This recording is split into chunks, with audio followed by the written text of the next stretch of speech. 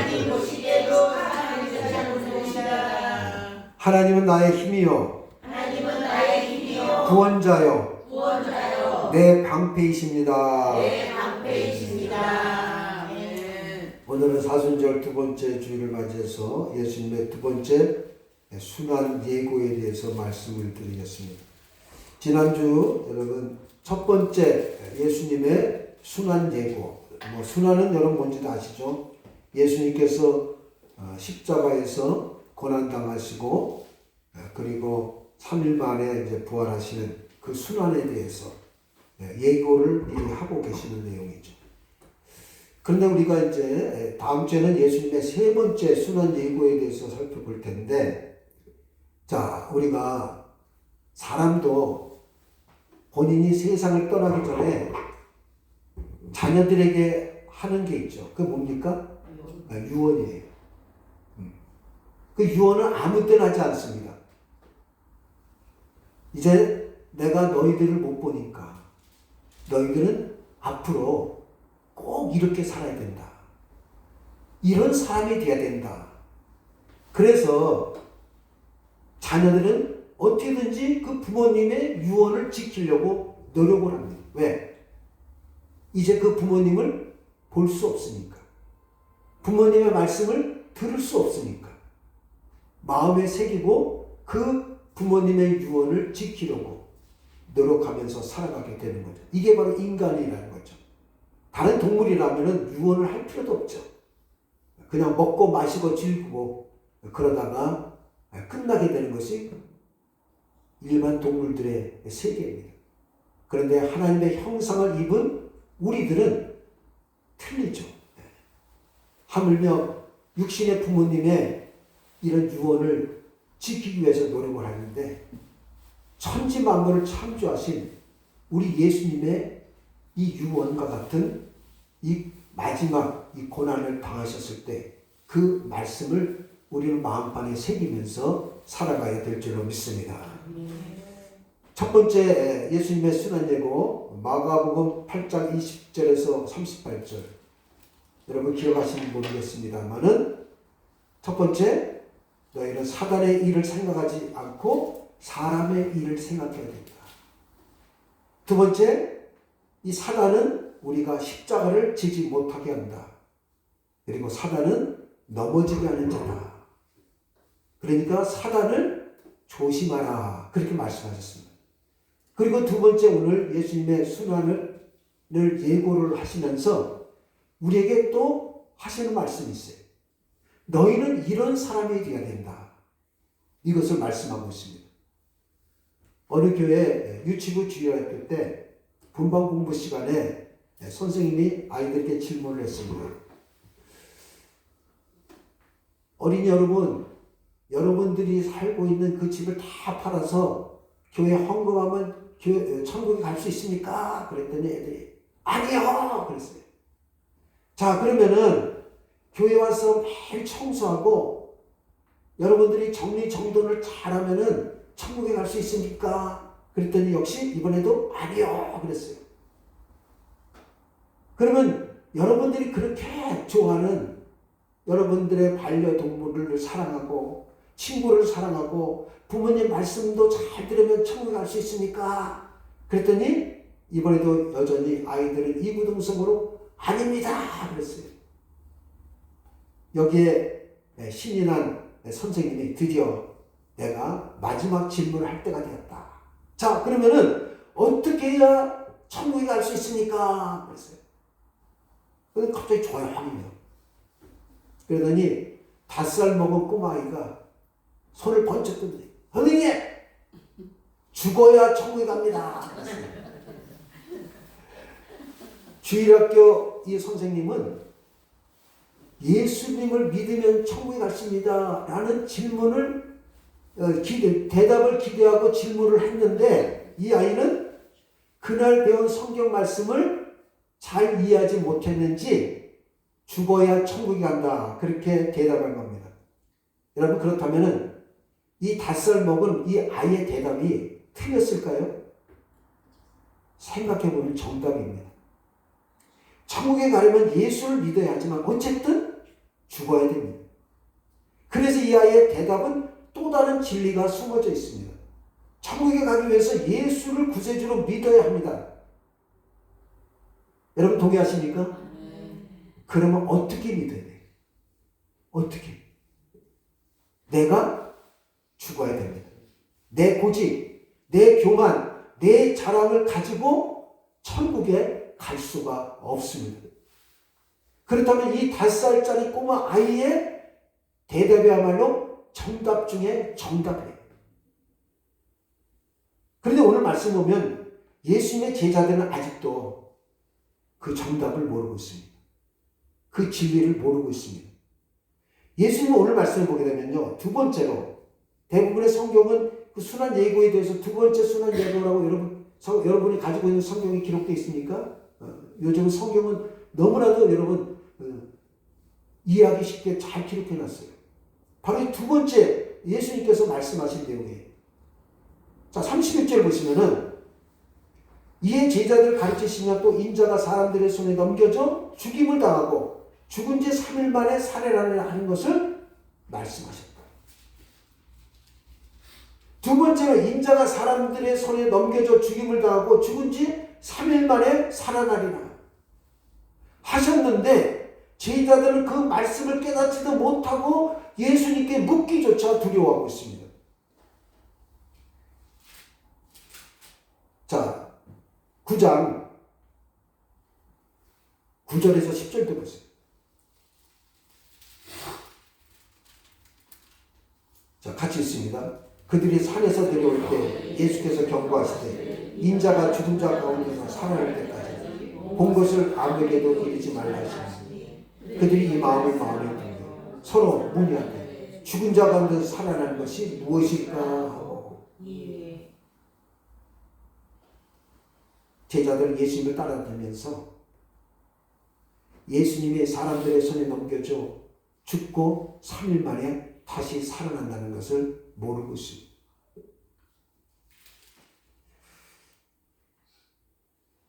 예수님은 분명히 이 길은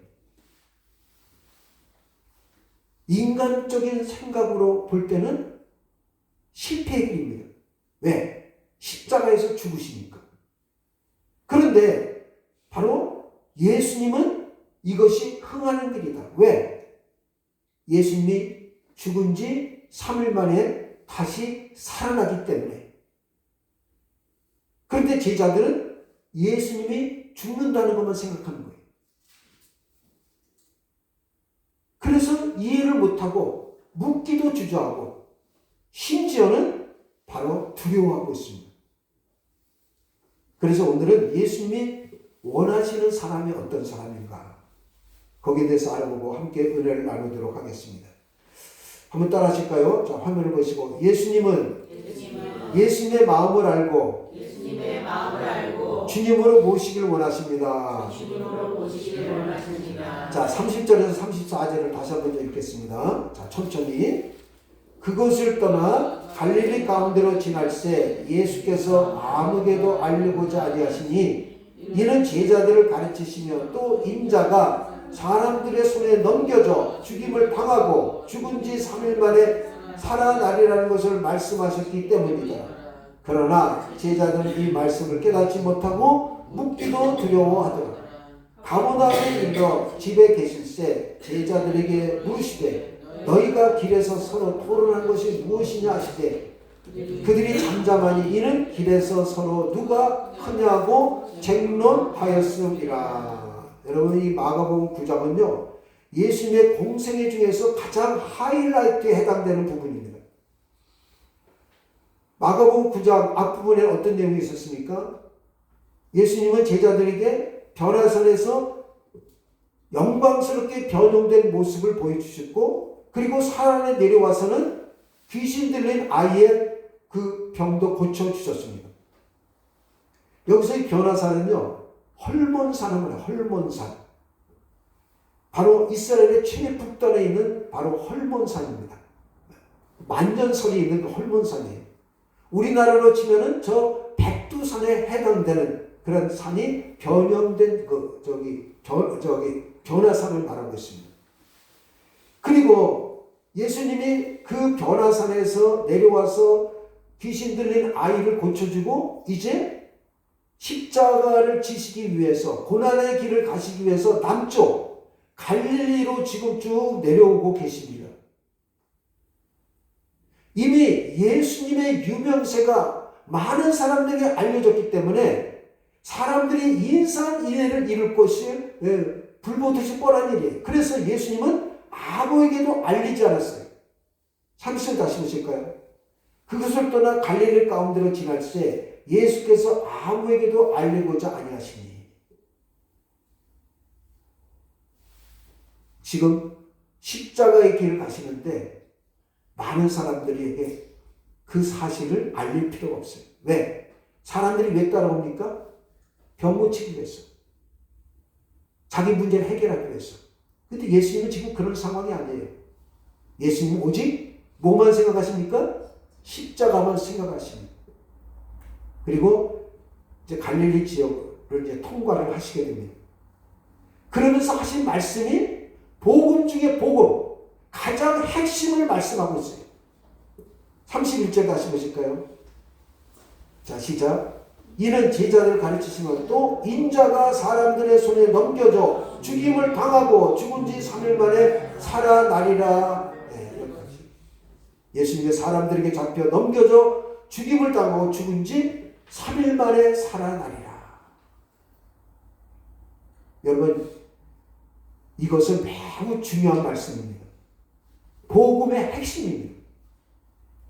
예수님이 사람들에게 잡혀 넘겨져 순환을 당하시고 죽은 지 3일 만에 부활하신다는 이 십자가 사건은 가장 중요한 복음의 핵심입니다. 여러분, 복음의 핵심이 뭐라고요? 예수님이 어떻게? 사람들에게 넘겨져 순환을 당하시고 십자가에서 죽으시고 3일 만에 살아나는 것. 제가 다시 질문할게요. 복음이 뭐예요? 복음. 대답해 보세요. 자, 각자 틀려도 괜찮아요. 자, 큰 소리 한번 해보세요. 중요합니다, 이게. 자, 복음이 뭐예요? 복음. 크게 하시라니까. 그게 사실하고. 왜? 이게 설교예요, 설교. 오늘 중요한 겁니다. 예수님이 그래. 사람들에게 넘겨져 죽임을 당하고 3일 만에 이게 복음이에요. 이거 놓치면은 여러분 예수 안 믿는 거예요. 이 복음을 모르고 예수 믿는 사람 얼마나 많은지 몰라요. 그냥 주일이니까 와서 앉아서 예배 드리고 나는 이제 예수 믿는 사람이다. 나는 그리스도인이다. 집에다 교패 붙이고 당신 종교가 뭐예요? 기독교인이에요. 이게 끝이에요. 왜? 복음은 나하고 상관없어요. 예수님이 사람들에게 넘겨져 고난을 당하시고 십자가에서 죽으시고 3일 만에 다시 살아나는 거. 여러분 꼭 기억하시기 바랍니다. 아멘? 아멘. 다른 사람들이 예수 믿고 구원받으세요. 이것만 얘기해요. 물론 그것도 핵심입니다. 그런데 왜 우리가 예수를 믿어야 되느냐? 사람들에게 넘겨져 고난을 당하시고 십자가에 죽으시고 3일 만에 부활하셨기 때문에 우리가 예수를 믿어야 된다. 그런데 제자들은 이 사실을 깨닫지 못했어요.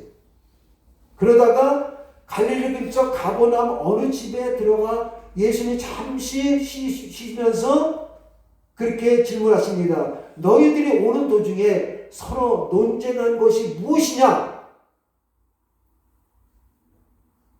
아마도 예수님은 선교 활동의 중심지였던 이 가버나움에 다시 한번 들리시고 싶었던 거예요. 네. 이제 예수님은 예루살렘에 가서 이제 고난을 당하시고 십자가에서 죽으셔야 돼요. 그러니까 다시 북쪽에 있는 가버나움에 오실 수 있는 기회가 없어요. 그래서 예수님의 주로 활동하셨던 주요 그 선교 무리였던 가버나움에 다시 오신 겁니다. 그리고 그 집은 어디냐면요, 베드로의 집입니다. 베드로. 왜냐하면 베드로의 고향이 가버나움이에요. 가버나움. 그러니까 성서학자들은 바로 그 베드로가 살았던 그 집에 와서 쉬면서 예수님이 질문하신 겁니다. 너희들이 오는 도중에 논쟁한 것이 무엇이냐? 제자들이 뭘 가지고 서로 논쟁했습니까? 누가 더 크냐?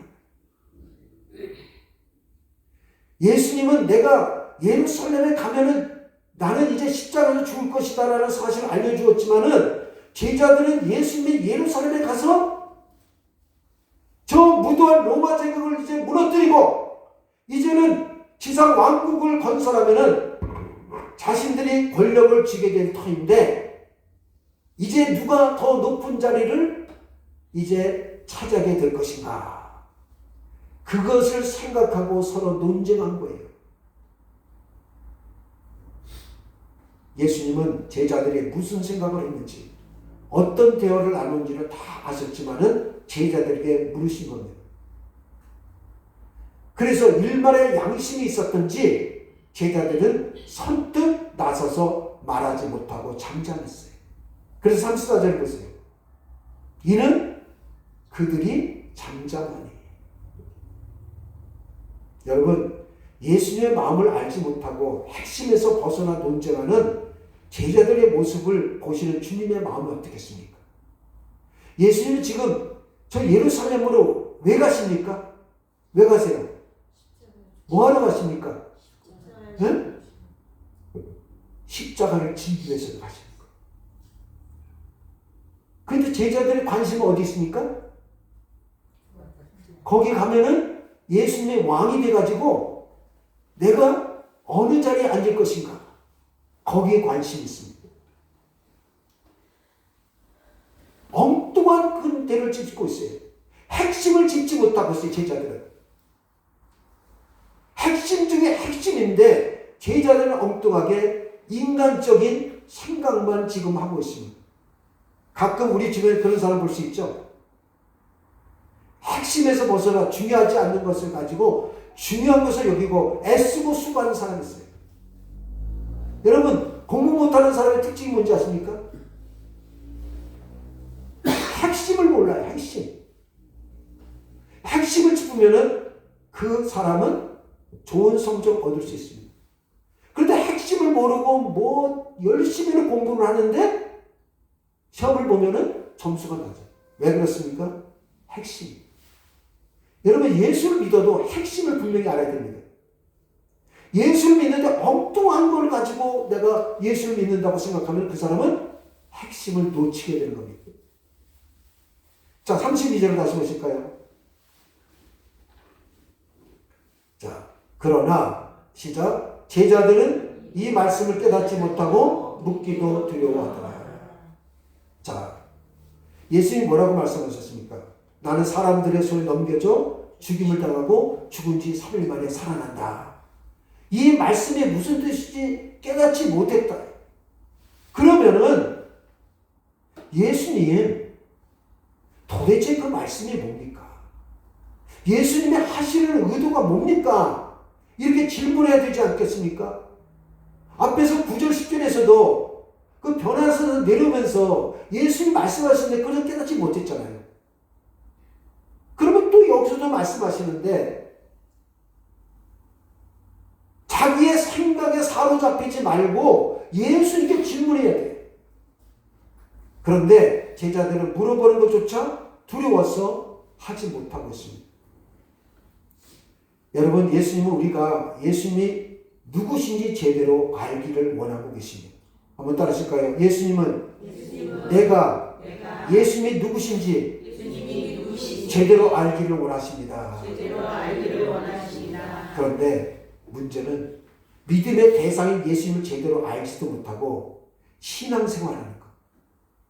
여러분, 이거 참 무슨 일입니다. 타 종교를 비난할 생각은 없어요. 그런데 자신의 종교가 불교라고 하면서 불교가 도대체 뭔지 모르는 사람들이 대부분이에요. 그냥 석탄에 가서 한번 든다는 게 그게 불교예요. 왜? 그냥 복 비는 거야, 복 비는 거. 우리 남편 사업 잘 되게 해주세요. 우리 자녀, 이번 시험 보는데 잘 보겠어요. 수능 잘 보겠어요. 그게 복 빌러 가면은 그게 불교다라고 생각해요. 전혀 제가 뭐 편할 생각은 없어요. 왜 말씀해 드리냐면, 최소한 예수 믿는 사람은 이러면 안 되는 거 아니겠습니까? 예수님은 우리가 예수님을 제대로 알고 그분을 우리의 주님으로 우리의 구세주로 영접하고 계시다는 거예요.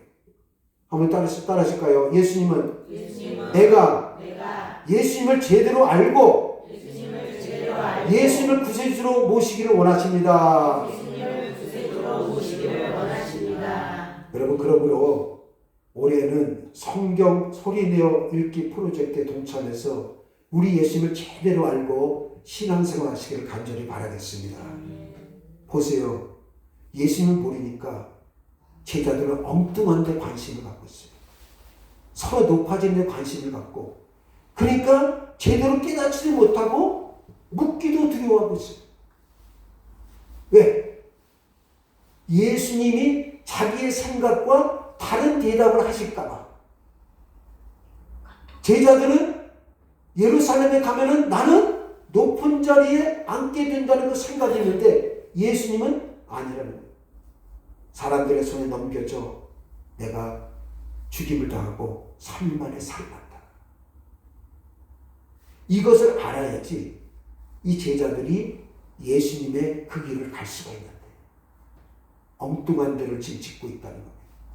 그렇기 때문에 우리는 이 사순절 기간에 더욱더 우리가 예수님을 알고 여러분 예수님을 잘 믿으시기를 간절히 바라겠습니다. 자, 두 번째 한번 따라하실까요? 예수님은 섬기는 삶을 살기를 원하십니다. 자, 35절을 보겠습니다. 35절. 자, 시작. 예수께서 앉으사 12제자를 불러서 이르시되 누구든지 첫째가 되고자 하면 무사람의 끝이 되며 무사람을 섬기는 자가 되어야 하리라 하시고. 자, 예수님이 제자들이 부르셨어요. 너희가 길에서 서로 논쟁한 것이 무엇이냐? 예수님 몰라서 질문하신 것이 아십니다. 핵심에서 벗어나 엉뚱을 가지고 싸우는 제자들이 안타까워서 지금 질문하신 겁니다. 그리고 12제자를 불러서 말씀하셨어요. 누구든지 첫째가 되고자 하면 모든 사람의 꼴찌가 되어서 모든 사람을 섬겨야 된다. 지금 그 말씀이 이 35절의 말씀입니다.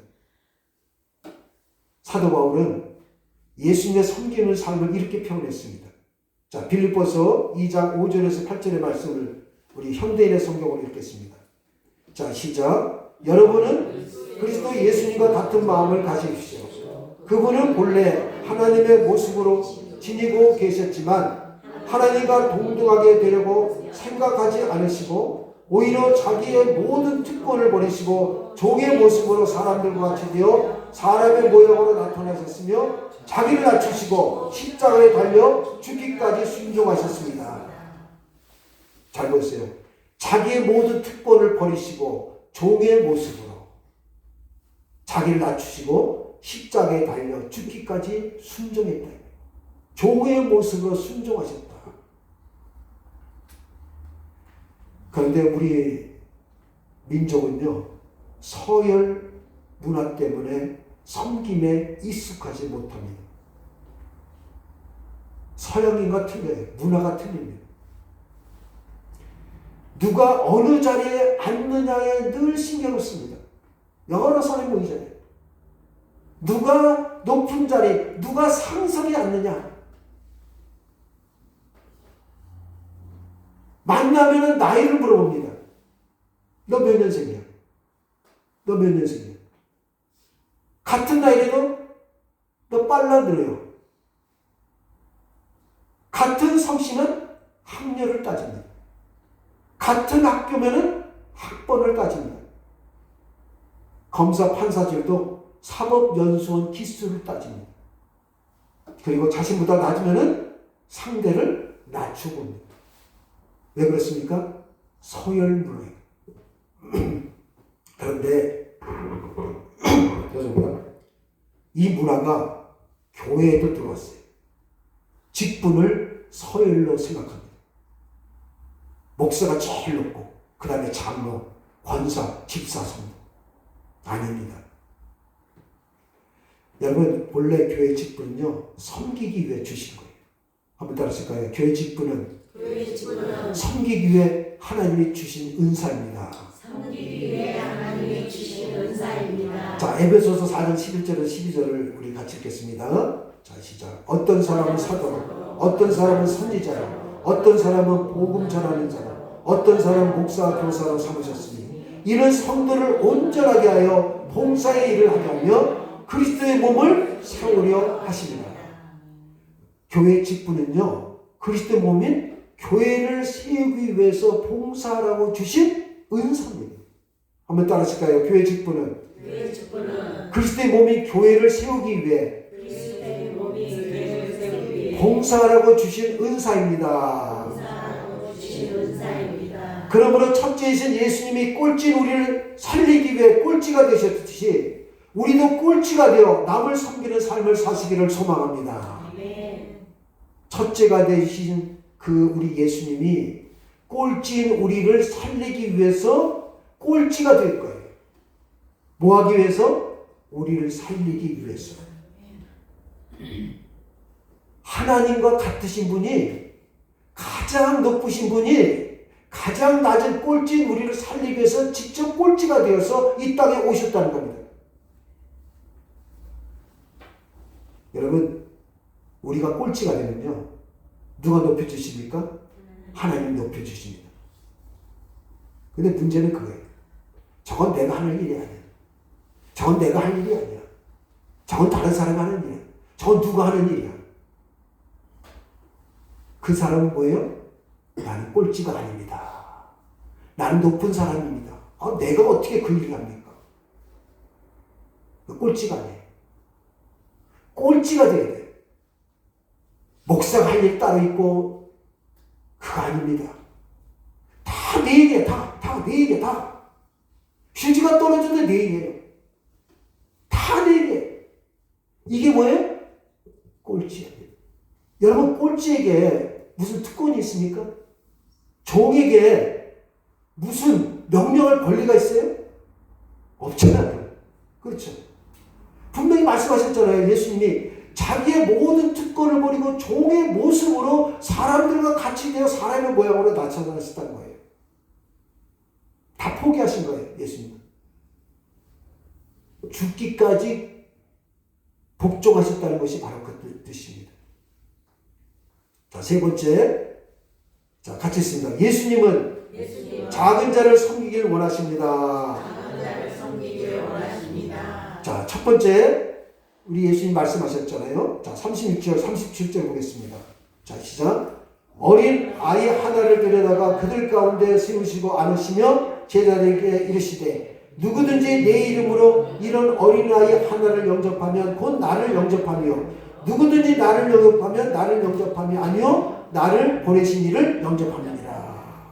자, 첫째가 되고자 하면 모든 사람을 섬겨야 된다고 말씀하신 다음에 어린아이 한 명을 데려다가 제자들이 있는 가운데 세웠어요.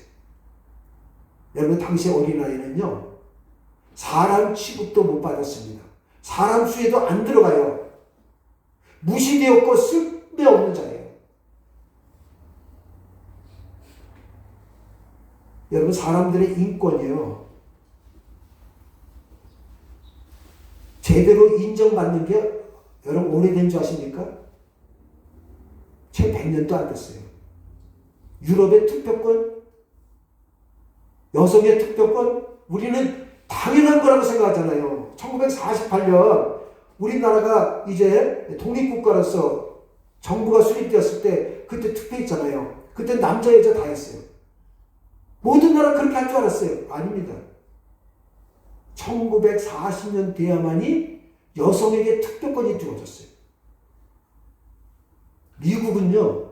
미국은 흑인은 그때까지도 투표권이 없었어요. 1960년대 돼야지 투표권이 주어졌어요.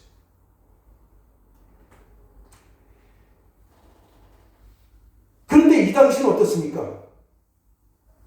그만큼 우리에게 참정권이 부여된 게 채 100년도 안 됐는데 2000년 전에 어린아이는요 사람 취급에도 못 들어갔습니다. 그런데 그 어린아이를 데리고 와서는 이 어린아이 한 명을 영접하는 것이 누구를 영접한 것이에요? 예수님을 영접한 것이고, 예수님을 영접한 것이 누구를 영접한다고요? 하나님을 영접한 것이다. 이 어린아이를 영접한 것이 나를 영접한 것이고, 나를 영접한 것이 나를 보내신 하나님을 영접한 것이다. 그러니까 이 어린아이를 함부로 대하지 말고 예수님을 대하듯이 하나님을 대하듯이 하라는 말씀이에요. 그러니까 이 어린아이를 누가 동일시하고 있습니까? 예수님과 동일시하고 있어요. 여러분, 어린아이같이 작은 자를 예수님처럼 하나님처럼 대하는 길이 흥하는 길입니다. 여러분, 우리 인생에 있어서 성공은 대인관계가 참 중요합니다. 작은 자 한 사람이라도 예수님 대하듯 하나님 대하듯 하면 그 사람은 성공적인 인생을 살 수가 있게 되는 겁니다. 여러분, 아주 간단합니다. 가정에서도 다 예수님 대하듯 하세요. 내 남편, 내 아내, 내 자식들 명령하고 윽박지르지 말고 대접받으려고 하지 말고 내가 뭐예요? 종처럼 하면 돼요. 교회에서도 마찬가지예요. 직장에서도 마찬가지입니다. 다 섬기면 됩니다. 이 진리를 우리가 하나만 잘 실천하면은 여러분 우리는 성공적인 삶을 살아갈 수가 있게 되는 줄로 믿습니다. 네. 앞에 자인 분들과 이렇게 인사하겠습니다. 한번 따라하실까요? 앞으로 성도님을 예수님처럼 하나님처럼 섬기겠습니다. 아멘. 그러면은 천국에서 큰 자다. 보세요.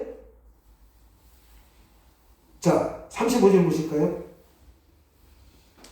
예수께서 앉으사 12제자를 불러 있을 때 누구든지 첫째가 되고자 하면, 여기서 첫째가 된다는 거는 세상에서 첫째가 되는 게 말하는 거 아니에요. 물론 섬기면 대접은 받습니다. 참 저 사람 인격이 훌륭하다. 대접은. 그런데 여기서 말하는 첫째가 되고자 하면, 섬기면은, 이 땅에서 섬기면은 하늘에서 뭐가 된다고요? 첫째가 된다. 말씀을 정리하겠습니다. 여러분, 이 세상에서 큰 자가 되기를 원하십니까? 아니면 천국에서 큰 자가 되기를 원하십니까? 천국에서. 둘 다? 네. 둘 다는 곤란합니다. 솔직히 말해서 둘 다 되기를 원하고 있죠. 세상에 대접받고 천국에 가서 참 곤란합니다. 하나님은 그걸 원하지 않았어요. 이 땅에서는 종이 되라고 합니다. 왜? 나도 종이 되었잖아. 근데 너는 종이 안 되려고 해? 그럼 곤란해. 여러분, 우리 핵심을 분명히 알아야 됩니다. 예수 믿는 사람은 종이 돼야 돼요. 예수 안 믿는 사람, 교회 안 되는 사람은 뭐 아무렇게 살아도 관계없어요. 그거 탓하고 싶지는 않아요. 근데 일단 예수를 믿으면은 우리는 예수님의 말씀에 순종해야 돼요. 그래서 첫째, 우리는 예수님에 대해서 분명히 알아야 돼요. 말씀을 가까이 하십시오. 말씀을 가까이 해야지, 아, 예수님이 뭐라고 말씀하셨구나. 그러니 내가 이렇게 살아야 되겠구나. 이것을 알 수가 있어. 예수님을 알게 되면 내가 어떻게 살아야 되는지 알게 됩니다. 예수님이 이 세상에서 섬김의 삶을 사셨듯이 우리도 섬김의 삶을 살기를 원하고 계십니다. 이게 예수님의 유언이에요. 예수님의 두 번째, 바로 십자가의 고난을 당하시기 전에 말씀을 하신 겁니다. 자, 마지막으로 따라하실 거랍니다. 누구든지 첫째가 되고자 하면 모든 사람의 꼴찌가 되어서 모든 사람을 섬겨야 합니다. 기도하겠습니다. 주님, 예수님의 두 번째 순환 예고